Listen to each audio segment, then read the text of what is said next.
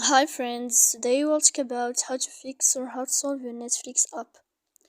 To know how to fix or how to solve your Netflix, you should just go to settings. After that, in this page, you click apps, default apps, app settings. Then this list you will enter to the window of Netflix and you will click here.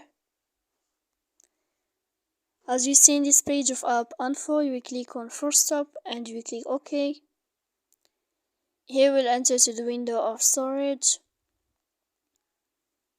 After that, we click clear cache. Don't click clear data because that can cause you errors on your app. And in the end of all these steps, you can turn off your phone and you can wait a moment to turn on your phone again. So please don't forget to support us by like and subscribe. See you next time in another video, and thank you for your attention and your watching.